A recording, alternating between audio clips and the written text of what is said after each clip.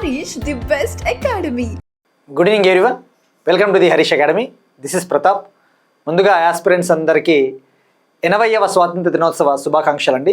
80th independence day celebrations సందర్భంగా అందరికీ శుభాకాంక్షలు.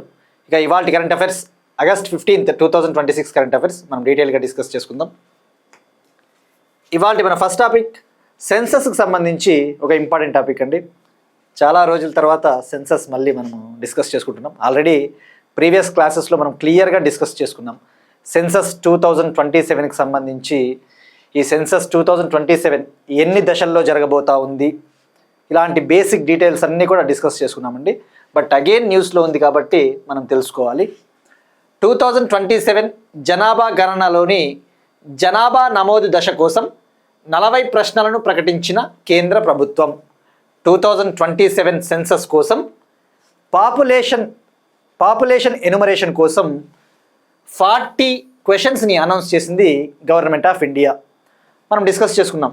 సెన్సస్ 2027 జనాభా గణన ప్రతి 10 ఏళ్ళకు ఒకసారి జరుగుతుంది. ఫర్ ఎవ్రీ 10 yearsకి ఒకసారి జరుగుతుంది.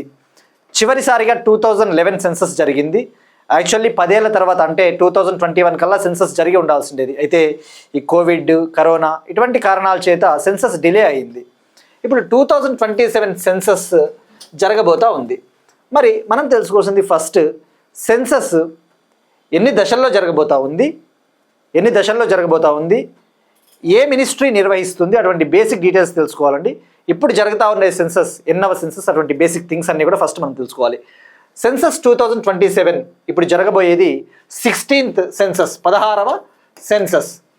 ఇండిపెండెంట్ ఇండియాలో జరగబోతా ఉన్న 8th సెన్సస్, స్వాతంత్రం వచ్చిన తర్వాత జరగబోతా ఉన్న 8వ సెన్సస్. దీన్ని నిర్వహించే మంత్రిత్వ శాఖ ministry of home affairs. Home affairs ministry కింద ఉండే registrar general and census commissioner of India నిర్వహించబోతా ఉంది. మరి సెన్సస్ 2027కి ఒక ప్రాముఖ్యత ఉంది, ఒక సిగ్నిఫికెన్స్ ఉంది. ఏంటి అంటే ఇది ఇండియాలో జరగబోతా ఉన్న మొట్టమొదటి digital census. It is India's first digital census. అంటే ఏంటి? మొత్తం తొలిసారిగా డిజిటల్ పద్ధతిలో ఉపయోగించి, డిజిటల్ ట్యాబ్స్ అటువంటి వాటిని ఉపయోగించి డిజిటల్ పద్ధతిలో డీటెయిల్స్ని సేకరించబోతా ఉన్నారు. మరి ఇక్కడ ఎన్ని ఫేజెస్లో జరగబోతా ఉంది?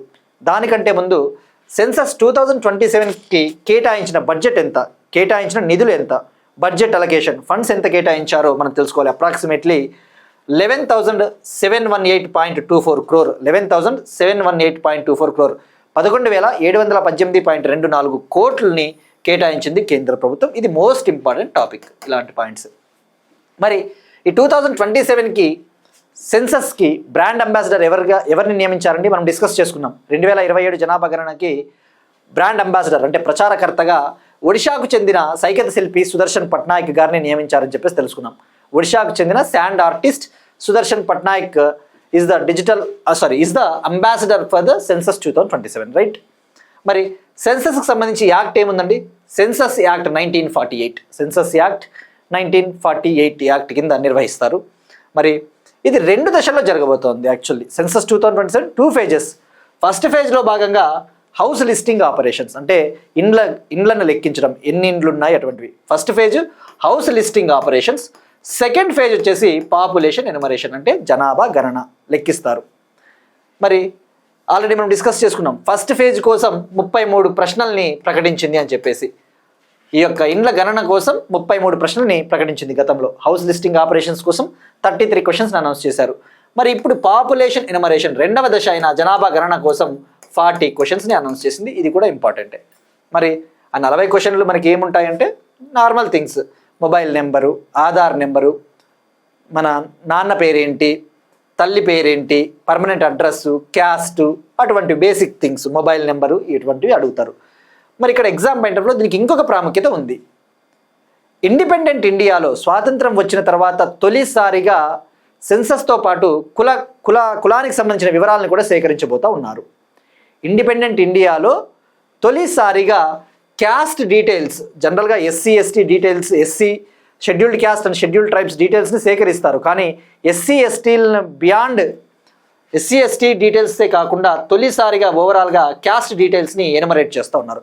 First caste enumeration in independent India beyond SC ST enumeration, right. చివరిసారిగా 1931లో ఇలా క్యాస్ట్కి సంబంధించిన డీటెయిల్స్ని కూడా సేకరించారు. సో ఇవన్నీ కూడా చాలా మోస్ట్ ఇంపార్టెంట్ పాయింట్స్ అండి. మరి ఇక మనం ఇంకా ఫోకస్ చేయాల్సింది ఈ యొక్క ఎప్పటిలోపు ఇవి కంప్లీట్ అవుతాయంటే హౌస్ లిస్టింగ్ ఫేజ్ అనేది ఈ ఇండ్ల గణన సెప్టెంబర్ 30 కల్లా కంప్లీట్ అయిపోతుంది. మ్యాక్సిమం స్టేట్లలో వెస్ట్ బెంగాల్, అస్సాం, మణిపూర్లో మాత్రం కంప్లీట్ కాకపోవచ్చు అని చెప్పేసి అంటా ఉన్నారు. బట్ ఎనీవే, మరి ఫస్ట్ జనాభా గణన విషయానికి వద్దాం. పాపులేషన్ ఎన్యుమరేషన్ అనేది ఫస్ట్ లడఖ్, జమ్మూ కాశ్మీర్, హిమాచల్ ప్రదేశ్, ఉత్తరాఖండ్లో ప్రారంభం కాబోతా ఉంది. రెస్ట్ ఆఫ్ ద ఇండియాలో తర్వాత ప్రారంభం అవుతుంది. మిగతా భారతదేశంలో తర్వాత. ఫస్ట్ యూనియన్ టెరిటరీస్ అయిన జమ్మూ కాశ్మీర్, లడఖ్, ఉత్తరాఖండ్, హిమాచల్ ప్రదేశ్. ఎందుకు? అక్కడ మంచు ఎక్కువగా కురుస్తుంది, స్నో బౌండ్ ఏరియాస్. సో మంచు ఎక్కువగా కురుస్తుంది కాబట్టి ఇప్పుడే లెక్కించాలి, తర్వాత ఇబ్బంది అవుతుంది. సో జమ్మూ కాశ్మీర్, లడఖ్, హిమాచల్ ప్రదేశ్, ఉత్తరాఖండ్లో పాపులేషన్ ఎన్యుమరేషన్ స్టార్ట్ అవుతుంది. మరి ఈ 4 ప్రాంతాలకి జనాభా రెఫరెన్స్ డేట్ని అక్టోబర్ 1, 2026గా నిర్దేశించారు. జమ్మూ కాశ్మీర్, లడఖ్, హిమాచల్ ప్రదేశ్, ఉత్తరాఖండ్కి పాపులేషన్ రెఫరెన్స్ డేట్, జనాభాని లెక్కించడానికి ఒక రెఫరెన్స్ డేట్ ఉంటుంది కదా, ఒక ప్రాతిపదిక సంవత్సరం, ఆ ప్రాతిపదిక డేట్ అక్టోబర్ 1, 2026. మరి రెస్ట్ ఆఫ్ ద ఇండియాకి, మిగతా భారతదేశానికి ఈ పాపులేషన్ ఎన్యుమరేషన్, జనాభా గణన ఫిబ్రవరి 2027లో జరగబోతా ఉంది. దానికి రెఫరెన్స్ డేట్ వచ్చేసి, ఈ రెస్ట్ ఆఫ్ ద ఇండియాకి రెఫరెన్స్ డేట్ ప్రాతిపదికత డేట్ వచ్చేసి మార్చ్ 1, 2027. చాలా ఇంపార్టెంట్ అండి ఈ పాయింట్స్. చాలా డీటెయిల్స్ మనం కవర్ చేసినాం. ఇక సెన్సస్ 2027లో 40 క్వశ్చన్స్. మరి సెన్సస్ 2011లో ఎన్ని క్వశ్చన్స్ అడిగారంటే 29 క్వశ్చన్స్. ఇవన్నీ ఎలా అడుగుతాడంటే అండి, క్రింది వాటిలో సెన్సస్కి సంబంధించి, సెన్సస్ 2027కి సంబంధించి ఏవి నిజమని చెప్పేసి 3 లేదా 4 స్టేట్మెంట్లు పాలిటీలో ఇస్తాడు.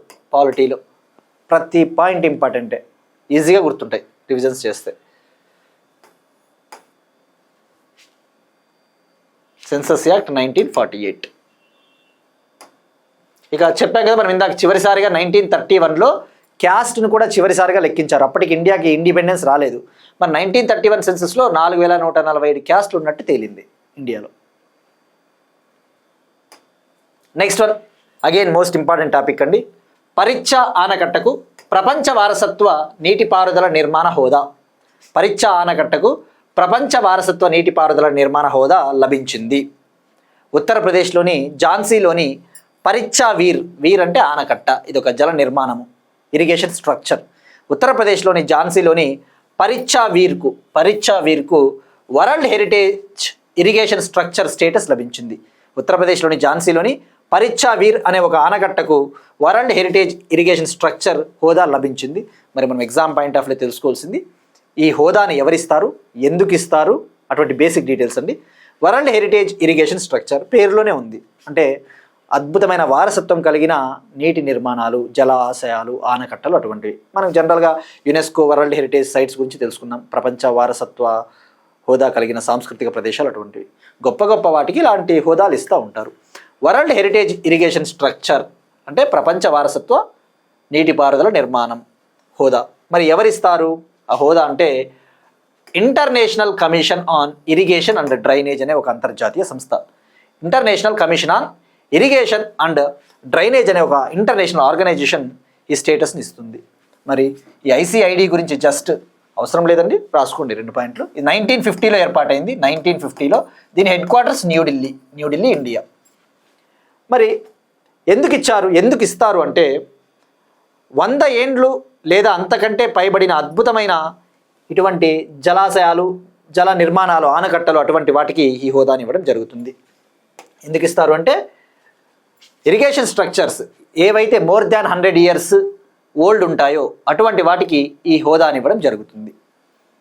మరి ఇక్కడ ఎప్పుడు ఇవ్వబోతా ఉన్నారు ఈ అవార్డుని అంటే అక్టోబర్లో 2026 అక్టోబర్లో ఫ్రాన్స్లో జరగబోయే ఐసిఐడి 26వ ఇంటర్నేషనల్ కాంగ్రెస్ సమావేశంలో ఈ హోదాని అధికారికంగా ఇవ్వబోతా ఉన్నారు. ఈ హోదాని అక్టోబర్ 2026లో ఫ్రాన్స్లో జరగబోయే 26th ఐసిఐడి ఇంటర్నేషనల్ కాంగ్రెస్ మీటింగ్లో అఫీషియల్గా ఇవ్వబోతా ఉన్నారన్న విషయం గుర్తుపెట్టుకోండి. మరి పరిచ్చా వీర్ అనేది ఇది 140 year ఓల్డ్, 140 ఏళ్ళ కిందటిది. ఇది ఎక్కడ ఉంది? ఉత్తరప్రదేశ్ బేట్వా బేట్వా రివర్ పైన నిర్మించారు. బేట్వా నది 1886లో దీన్ని బిల్ట్ చేశారు. మరి ఇక ఎగ్జామ్ పాయింట్ ఆఫ్ వ్యూ మనం ఫోకస్ చేయాల్సింది ఇంకా ఇండియాలో ఇటువంటివి ఏమైనా ఉన్నాయా అంటే ఆంధ్రప్రదేశ్లో 3 ఉన్నాయండి. కడపలోని పోరుమామిల్లా ట్యాంక్ కావచ్చు, ప్రకాశంలోని Cumbum tank, Kurnool Kadapa KC canal.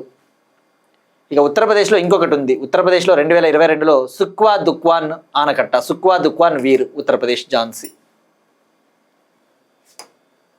Next one Andhra Pradesh current affairs అండి.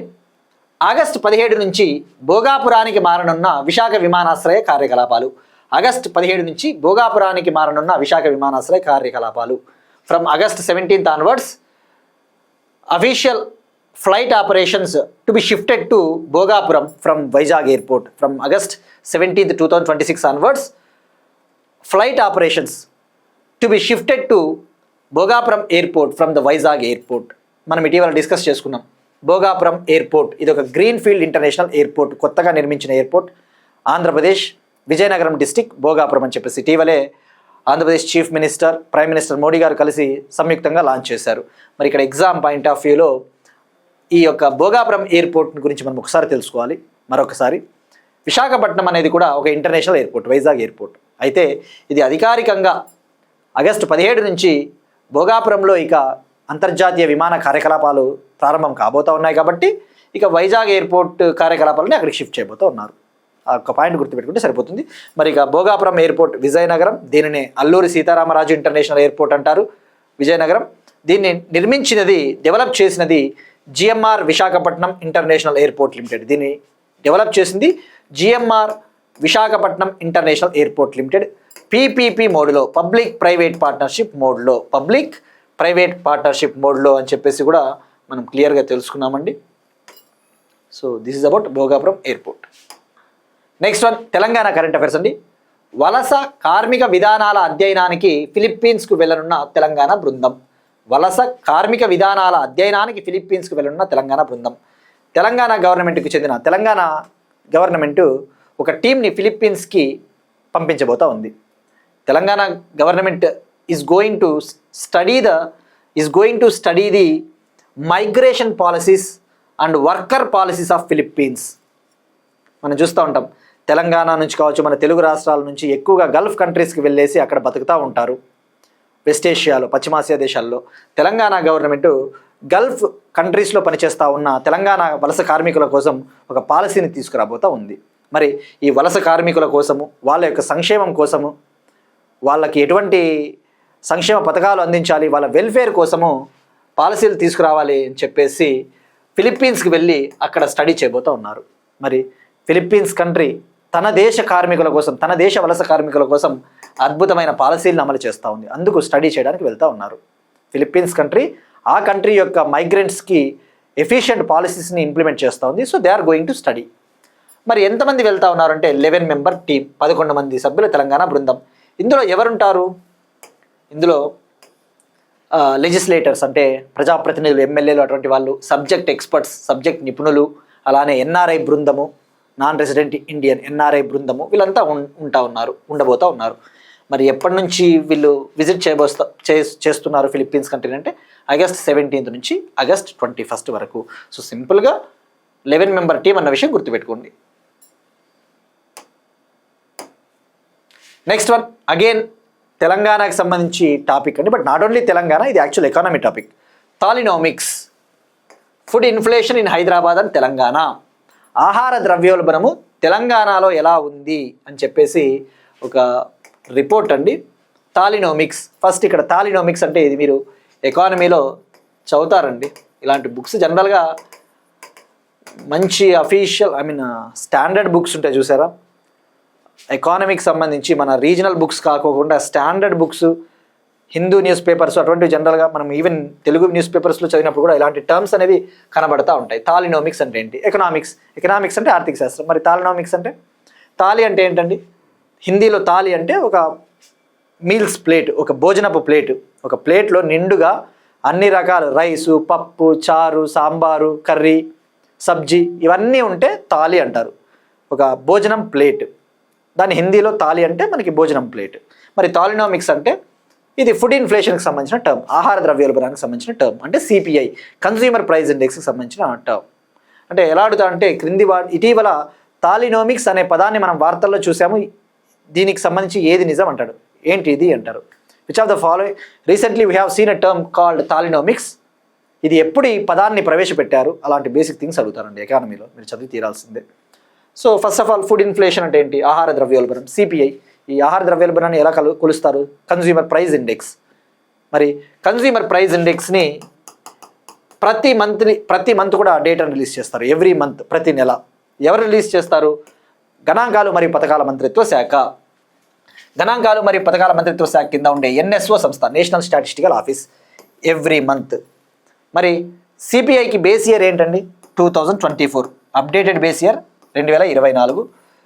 మరి సిపిఐలో ఏముంటాయి, సిపిఐలో గూడ్స్ అండ్ సర్వీసెస్, మనము నిత్యం ఉపయోగించే వస్తువులు కావచ్చు, సేవలను కూడా కొలుస్తుంది సిపిఐ. మరి సిపిఐలో ఫుడ్ ఐటమ్స్ కూడా ఉంటాయి, ఫుడ్ ఐటమ్స్కి వెయిటేజ్ బాగా ఉంటుంది, ఆహారానికి సంబంధించిన ఐటమ్స్. మరి దాన్నే తాలినోమిక్స్ అంటారు. ఇప్పుడు దేశంలో జూలై 2026కి సంబంధించి, ఇండియాలో జూలై 2026కి సంబంధించి ఈ సిపిఐ డేటా రిలీజ్ చేశారు, ఫుడ్ ఇన్ఫ్లేషన్ డేటా. రెండు దేశాల్లో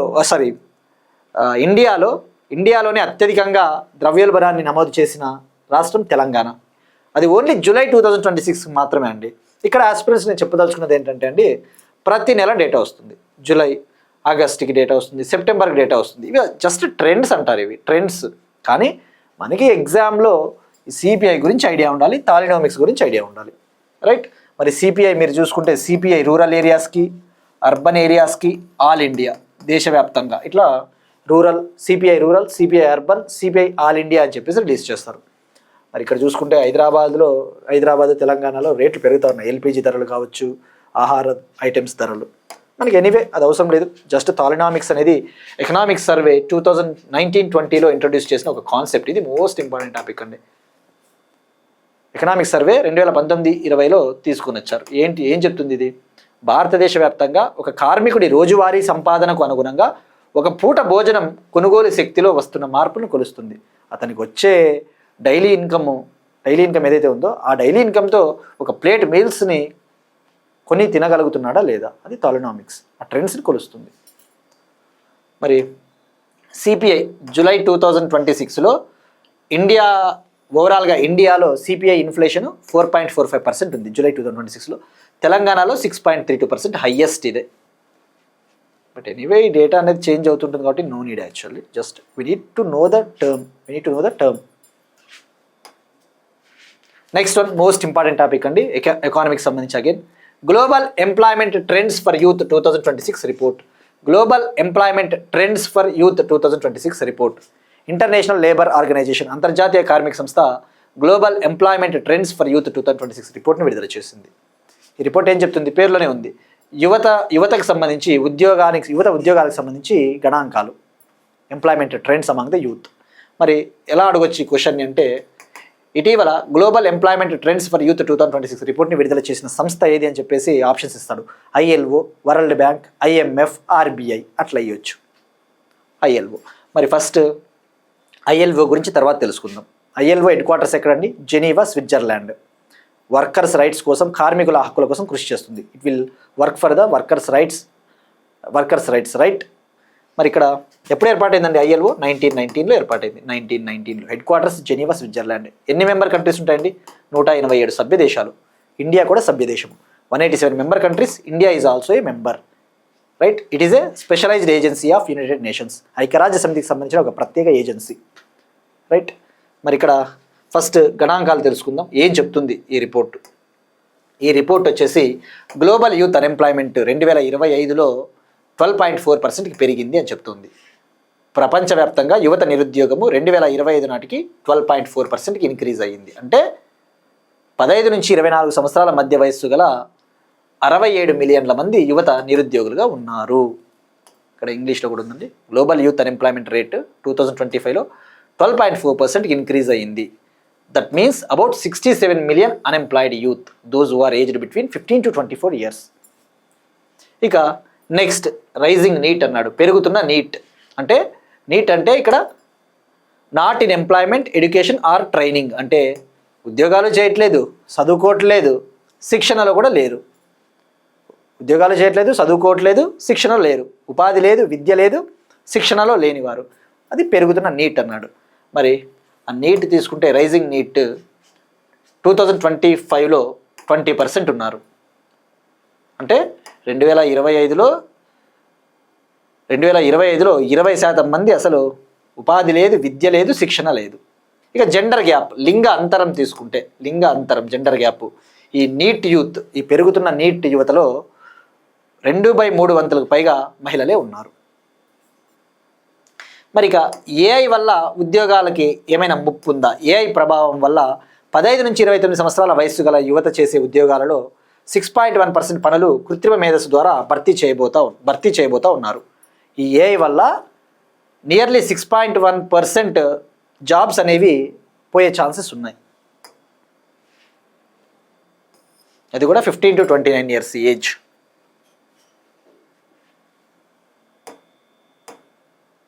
ఇక అలానే యూత్ అడల్ట్ గ్యాప్ తీసుకుంటే, యువత మరియు పెద్దల మధ్య వ్యత్యాసం తీసుకుంటే 2025లో యువత పెద్దల నిరుద్యోగ నిష్పత్తి 3.43కి పెరిగింది. అంటే ఏంటి?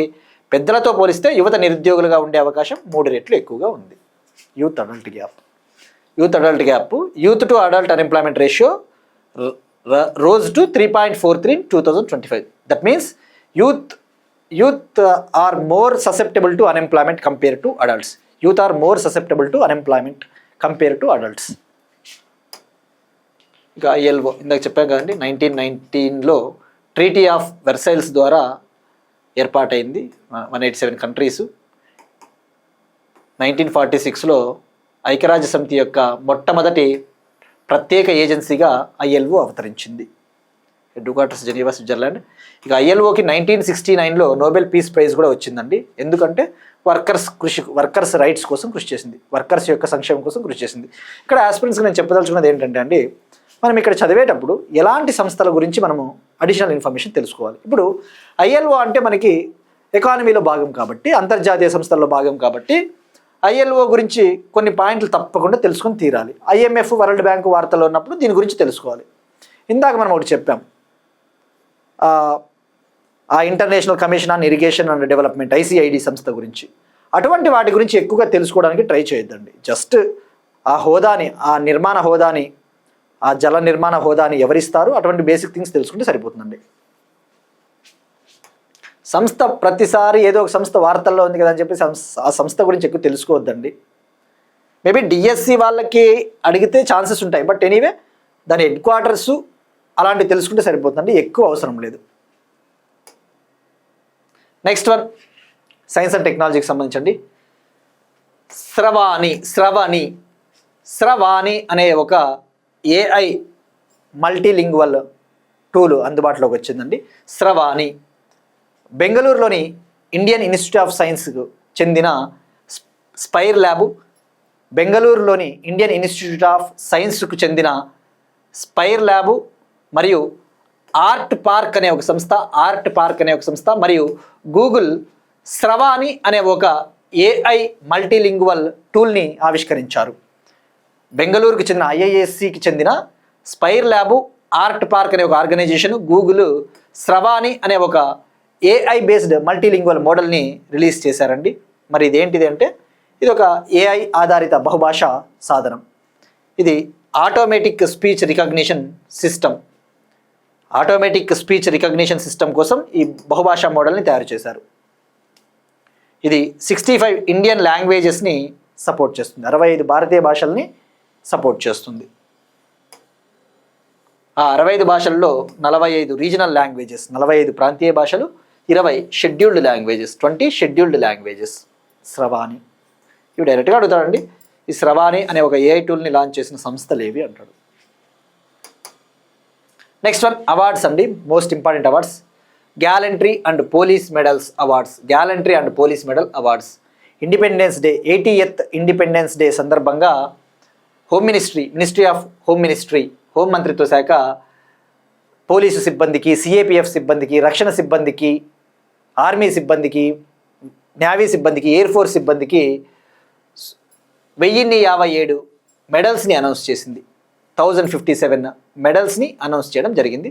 మనం 1 by 1 తెలుసుకోవాలండి. గ్యాలంటరీ అవార్డ్స్ అంటే ఏంటివి ఇవన్నీ కూడా మనం డిస్కస్ చేసుకున్నాం రిపబ్లిక్ డే టైంలో. గ్యాలంటరీ అవార్డ్స్ అంటే శౌర్య పథకాలు.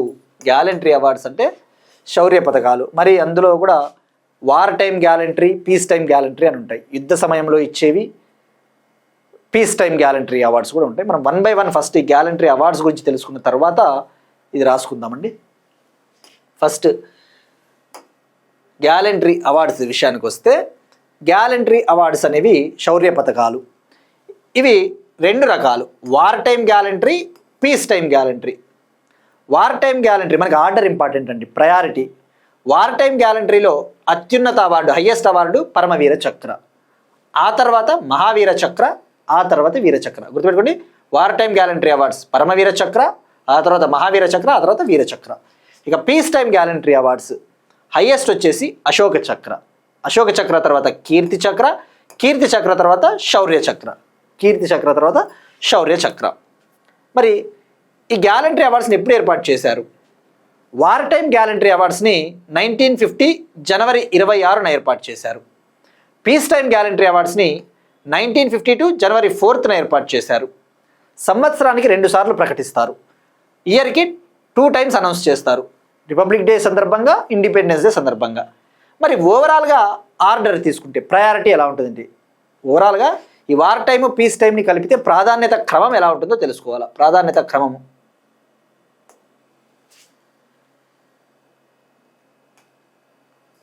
ఓవరాల్గా ప్రాధాన్యత క్రమం తీసుకుంటే పరమవీర చక్ర తర్వాత అశోక చక్ర వస్తుంది, అశోక చక్ర తర్వాత మహావీర చక్ర, మహావీర చక్ర తర్వాత కీర్తి చక్ర, కీర్తి చక్ర తర్వాత వీర చక్ర, వీర చక్ర తర్వాత శౌర్య చక్ర. కష్టంగా ఉంటుంది, గుర్తుపెట్టుకోవాలి, తప్పదు.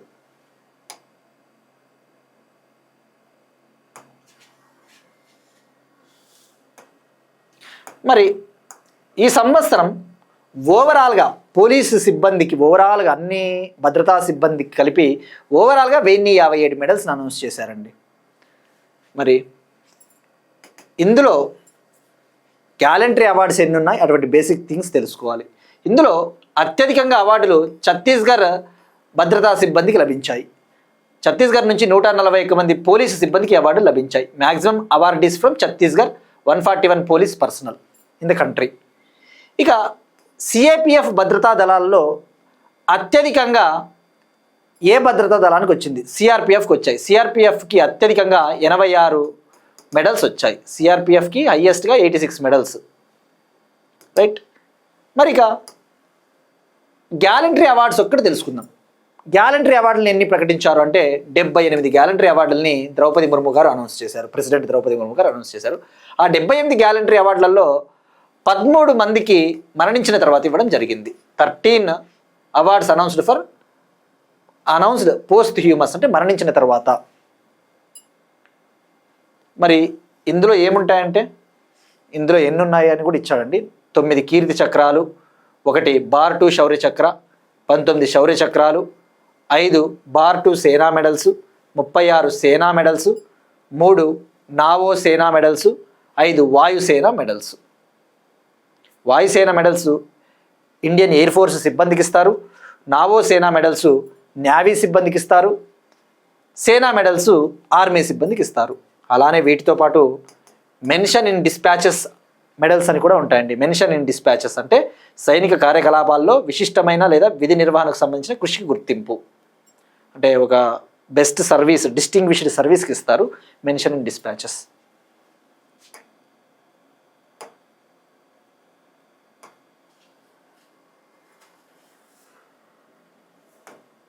నెక్స్ట్ వన్, సంగీత నాటక అకాడమీ ఫెలోషిప్లు మరియు సంగీత నాటక అకాడమీ అవార్డులు.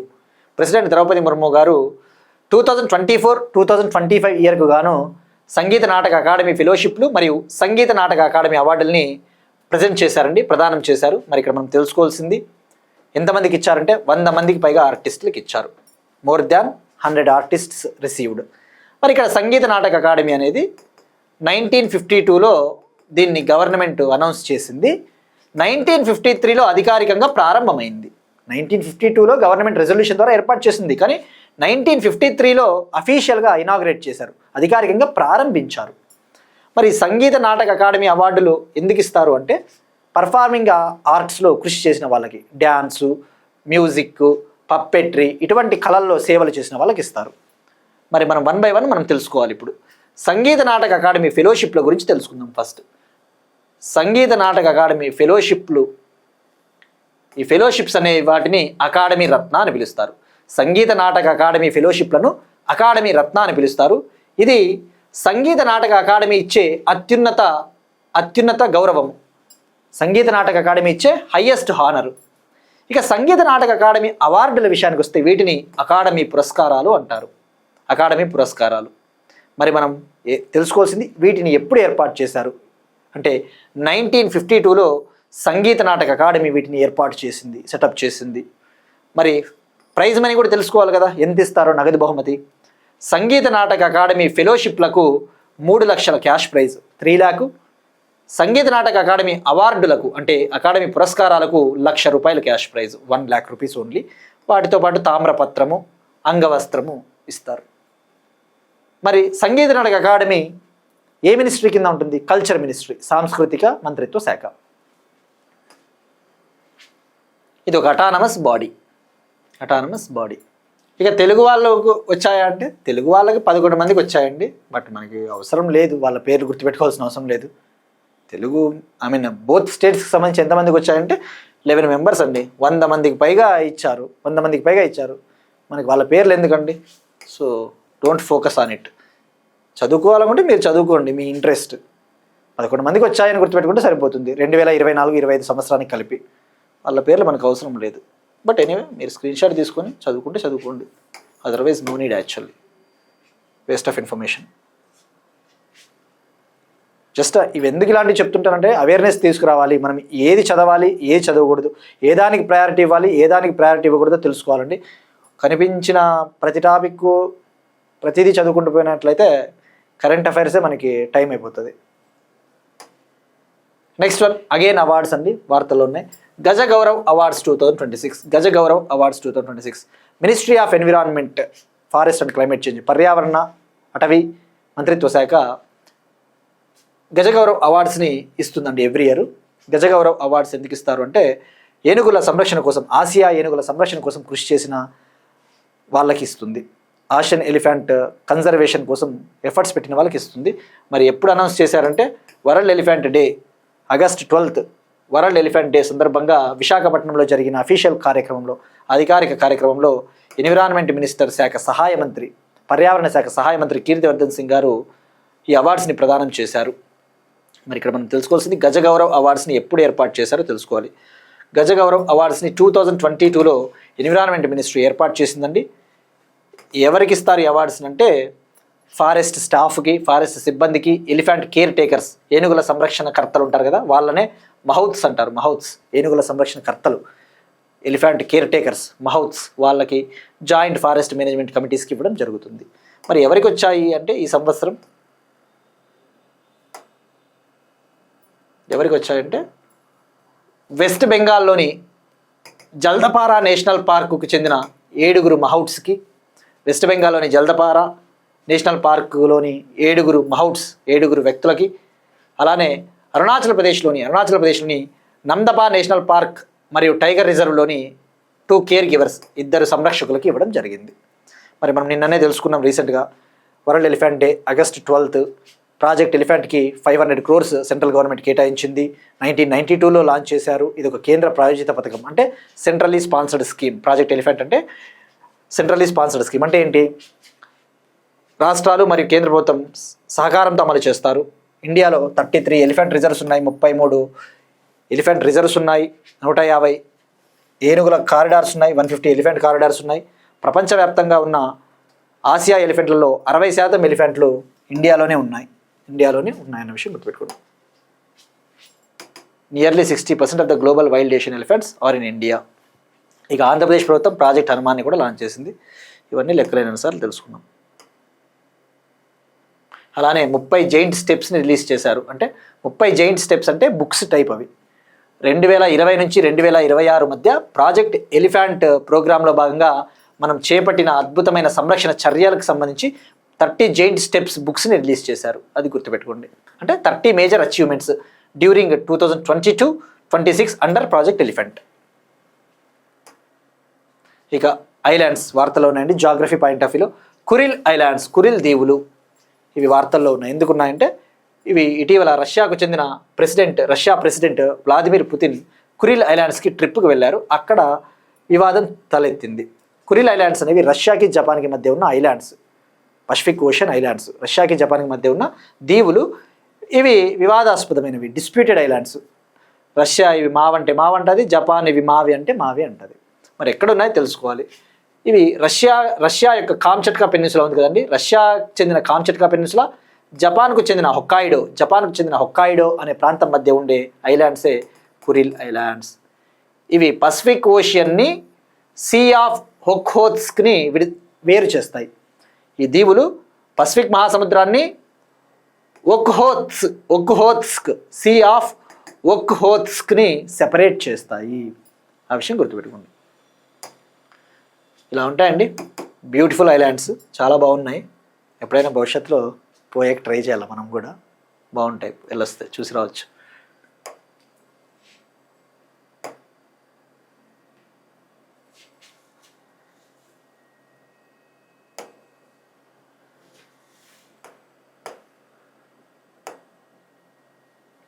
ఇక కురిల్ ఐలాండ్స్లో ఎన్ని ఉంటాయంటే నియర్లీ 22 మేజర్ ఐలాండ్స్ ఉంటాయండి, 36 స్మాల్ ఐలాండ్స్ ఉంటాయి.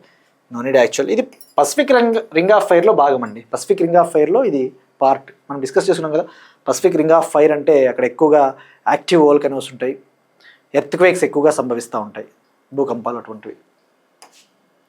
ఇక ఇవి వాళ్ళ కరెంట్ అఫైర్స్ అండి. మనం ఒకసారి వాళ్ళ క్వశ్చన్ చూద్దాం. 2026 దిరాక్ మెడల్ విన్నర్ ఎవరు, విజేత ఎవరు, ఎవరికి వచ్చింది, ఇండియా నుంచి ఎవరికి వచ్చిందో ట్రై చేయండి, ఎందుకు ఇస్తారో ట్రై చేయండి. ఇక మూన్ బేస్ ప్రోగ్రాంలో చేరమని నాసా ఇస్రోని ఇన్వైట్ చేసింది.